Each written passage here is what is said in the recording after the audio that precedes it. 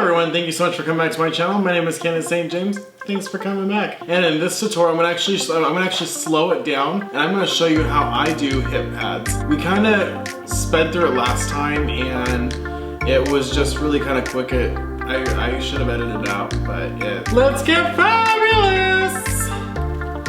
And before we get started, please don't forget to like, comment, and subscribe and tell all your friends about us. I love hearing from you guys and I love seeing all your guys' continuous support. And now we are also at 99 subscribers, so go ahead and make sure you tell all your friends all about me, and I will be doing a giveaway later on. I'll give you more details in regards to that. So to begin this tutorial, we gotta go ahead and make sure that we are wearing something that's very form-fitting. We're gonna try and capture our curves.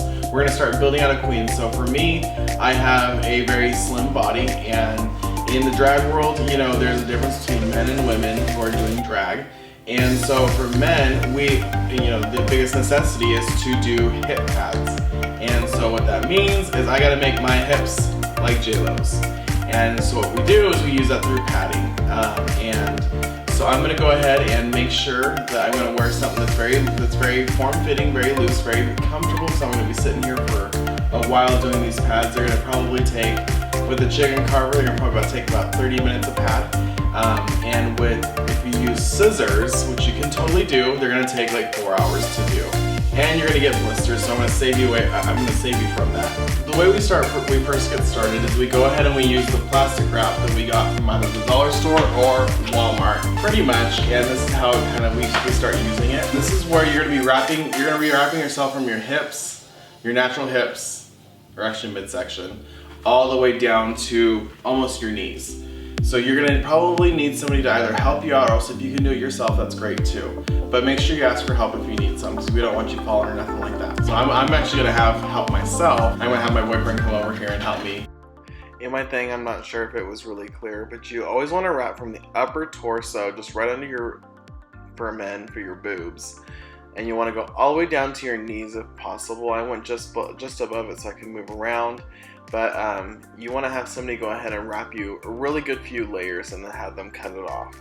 So now, as you can see, I can barely move, but you can see now that we have all of our, you can see where I need to proportionize. You can see where I need to go ahead and enhance. And so right here, I have a bigger gut, but we're gonna go ahead and make these hips come out here, and they're gonna go all the way down to here. So that's how I'm gonna go ahead and start. What we do is we're right here and we're drawing our hips right over here. There you go, just so you can kind of see it a little bit better. So you're basically gonna wanna start tracing out with your hip pads. Yeah, you wanna start tracing out your whole bottom part, and you're gonna go all the way up to where your butt meets. This is where you might need somebody to help you out as well. But your pads are gonna go all the way up, just past your normal hips. I might need help actually doing my butt crack. Yeah, just like it crack. Yeah. Make sure whoever is helping you to make sure that they go ahead and draw that butt crack right where your butt crack is. So they can go ahead and get a very even pad. Yeah, he's doing such a great job at getting all my features. So I'm gonna go over here with these little cutouts now. This is what we cut out, this is what we traced. And I'm gonna go ahead and now trace it onto the foam right here. So now that we cut out our foam, or we have our foam now that we have, I'm using a high density foam, and I'm using that in a pack of 22 by 34, the whole thing around. And that's all I do. Make sure that as you go around, you're stretching it back out, because the shrink wrap goes and it clings to everything. And so when it's off your body, it's trying to go back to its original shape. So in case of those people who, I may have lost footage, I don't know. But so what we did so far was we ended up going and shrink wrapping myself, and then we got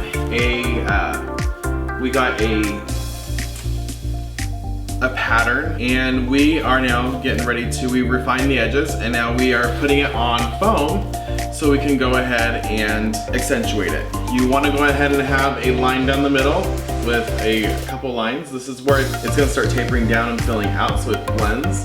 This is where, from the top here, is where we are also going to be taking less off as well, or more off as well. And then in this area is where we're going to keep it really thick. Same with this area, it's the butt pads. We're going to hit anything around this circle, we're going to go ahead and take anything in that circle, we're going to take out, we're going to keep there as much as possible, but then we're also going to go ahead and shave everything around there. But we're going to try to keep them quite separate.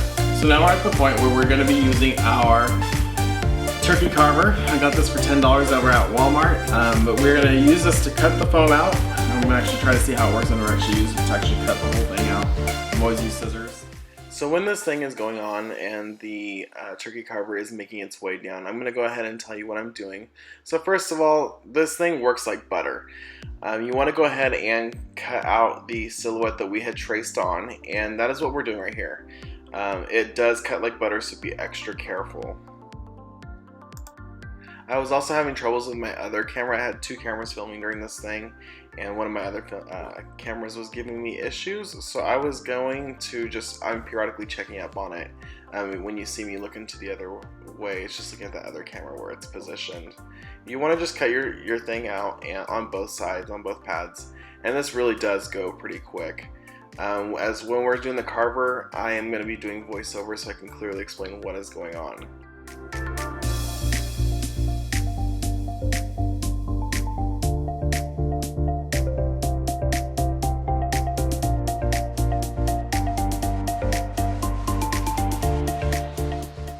So this is the next step. We are now going and cutting down the perimeter. I cut at an angle, only because you want the perimeter, you want the sides to be as thin as possible, but you want a big old bump in the middle, and that's where your hip is going to be.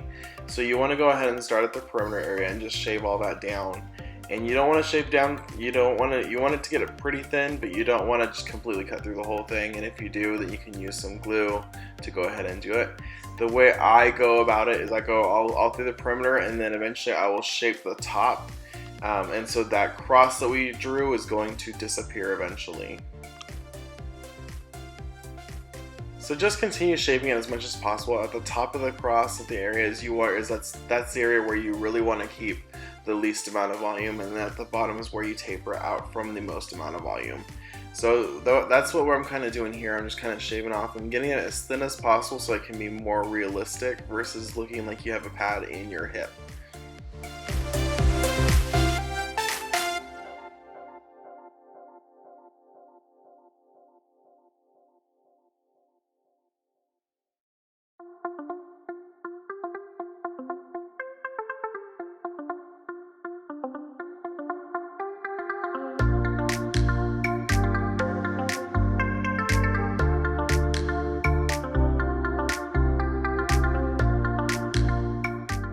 So coming up right here, I did notice I made a little bit of a boo when I cut into the foam a little bit with the turkey carver because it's my first time. And so I ended up going and just putting a little bit of glue down and then continuing to go ahead and do it. So now we're at the part where we are at the cross, and so we're going to be shaving off a little tiny bit, not much. So that cross is going to disappear like it is now, and don't be scared about that. That's just our little blueprint that we're going to use to keep that bump there as much as possible. And so that way when you put it on your hip, it's going to basically glue to your hip. You're not gluing it down literally, but it'll be stuck, and you will see a true pad coming out. And just like your face, this is where you try to do your best to blend it out. That way you don't end up with cottage cheese ass. Don't be so upset if it looks a little bumpy or whatever. You want to get it as smooth as you possibly can, but it's going to be a little bit bumpy. So don't be afraid about that, because when you put on 6 pairs of pantyhose, it will all blend out seamlessly, and this will actually look like an actual hip.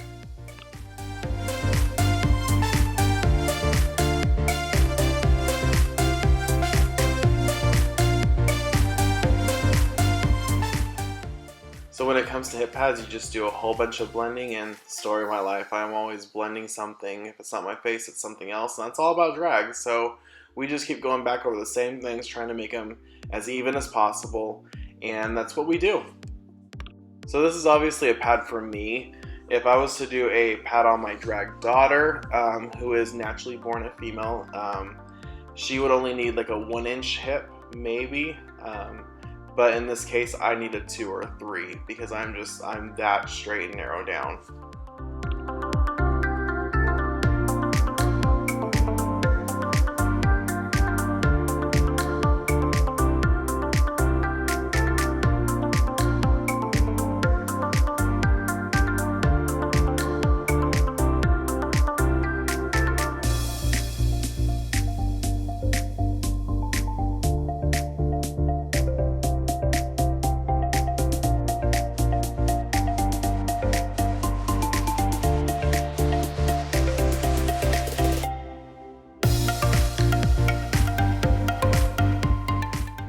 Definitely want to go ahead and get these bottom or these edges very close to the size and thickness of paper, as thin as you possibly can get it. Only reason why is because you need to be able to glue them flat. And so what I'm doing right here is I am demonstrating that I don't really use hip pads like how sometimes people do, where they turn them inside out where it's flat. What I do is I actually go ahead and I put the bumpy side out and then I cover it with pantyhose. So as you can see, I'm not padded at all. I'm pretty much straight and narrow, just all the way down. So I'm gonna need some hips if I want to go ahead and give up that illusion.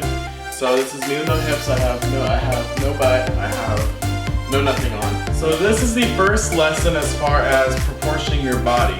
As you can see, this is me now. This is what I look like now. I have all my body on almost, and I'm only half dressed up, only because I feel like it. But this is how I wanted to kind of give my body. You want to make it go to like an hourglass look, and then your chest piece comes in. I'm not wearing my chest piece now, only because I don't want it to kind of like I don't want it to take away from the whole idea we're doing hip pads today. So I just did hip pads, and so now my hips now start up here versus down here. So, but this is how I look. This is my butt now, and this is how I would look definitely in a show. So,